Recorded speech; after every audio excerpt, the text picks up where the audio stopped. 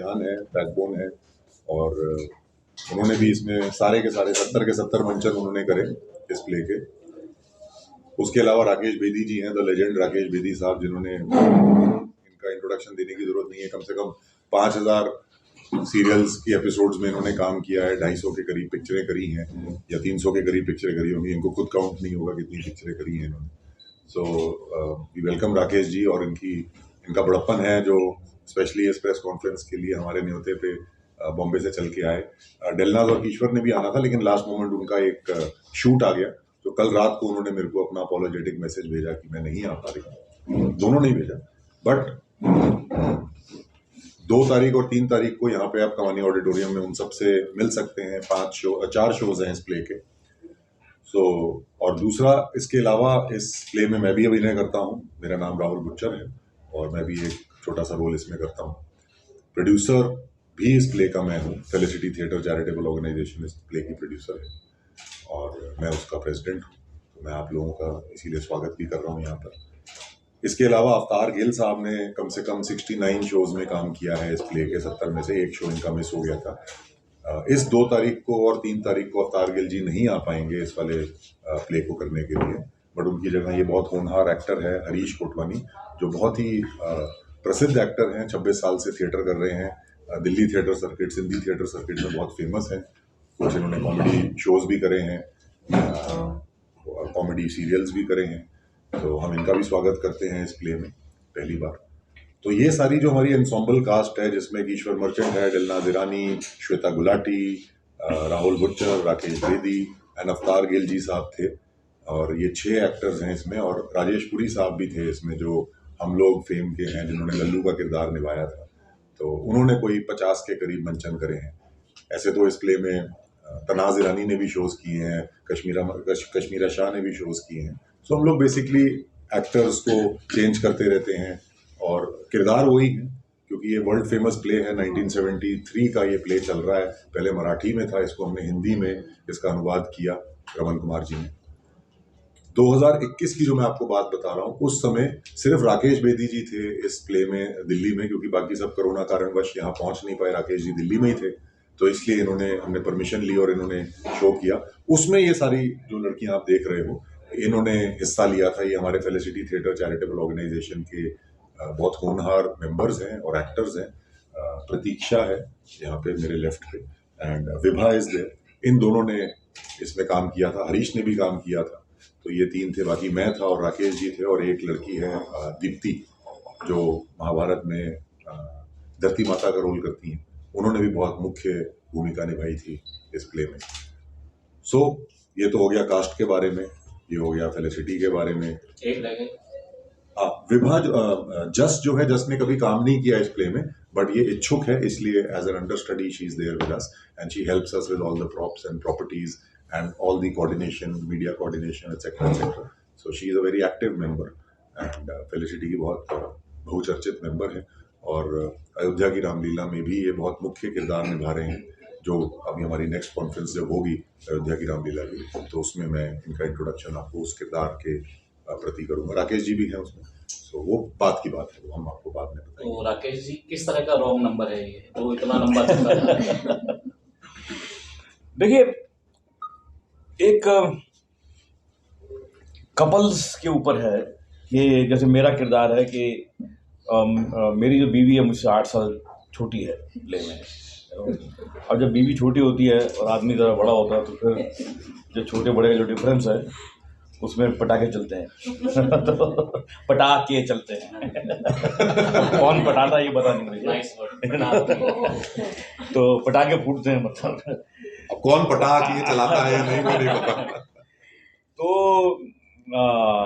और दूसरी मेरा जो किरदार है, उसका एक कैरेक्टराइजेशन डायरेक्टर ने बड़ा अच्छा दिया मुझे, कि वो भुलक्कड़ है। तो उसकी बीवी उसके साथ नाक के नीचे सब तमाशे करती है। वो बेचारा ना देखता है, ना उसको याद रहता है, और उसको बार बार माफ़ भी करता है। लेकिन एक दिन ऐसा आता है जब वो कहता है आज मेरे पास सारे प्रूफ है, और जब लगता है कि आप तो मतलब सबकी पोल खुलने ही वाली है, क्योंकि इसमें 3 कपल हैं और तीनों कपल, एक मैं और मेरी बीवी, एक राहुल करते हैं। वो एक्ट्रेस डलनाज के साथ, इनकी जो बीवी है डलनाज करती है, मेरी बीवी करती है किश्वर मर्चेंट करती है मेरी बीवी, और जो तीसरा कपल है ये जो हरीश अभी करेगा श्वेता गुलाटी।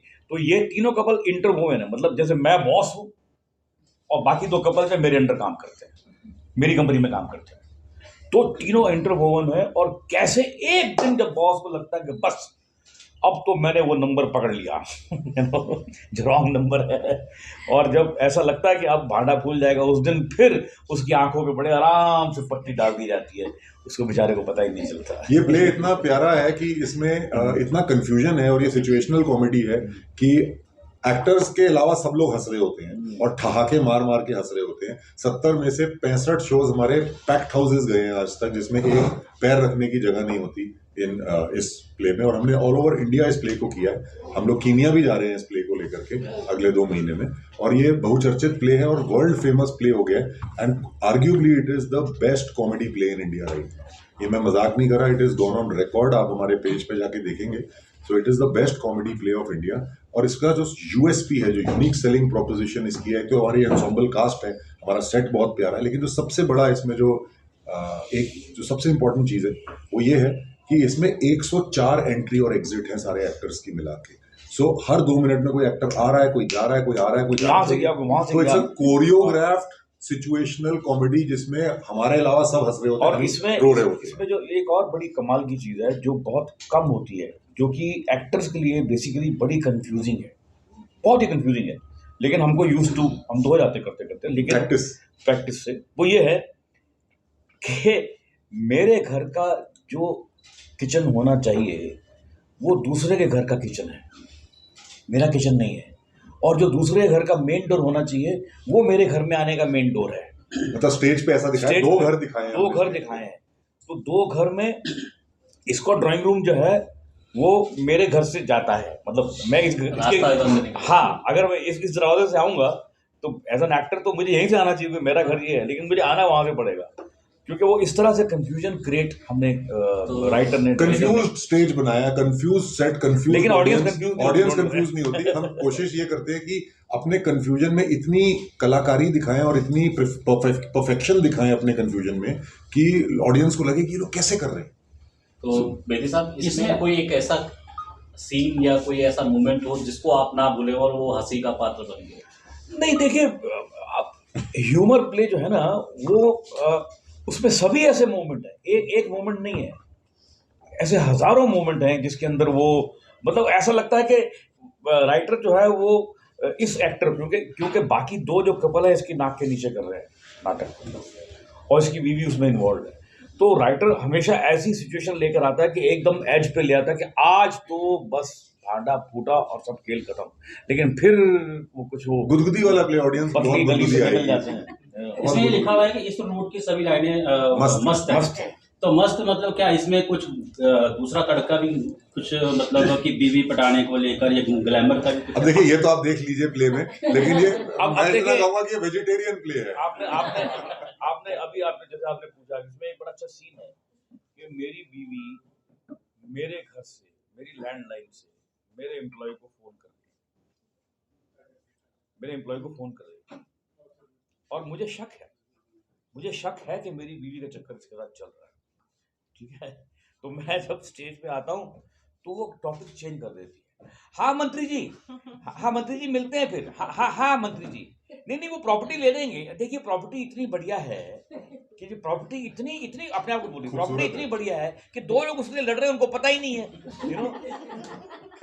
अच्छा, अब मुझे नहीं पता कि मेरे बारे में बात हो रही है, तो मैं बोलता हूँ अच्छा मुझे ऐसा लगता है कि मेरी बीवी जो है वो सोशल वर्कर, तो मैं कहता हूँ मंत्री से बहुत सोशल वर्क की काम है। मंत्री लाइन कैरी ऑन, तो बोलिए मंत्री लाइन पे टॉक टू द मंत्री, संतरी विल वेट।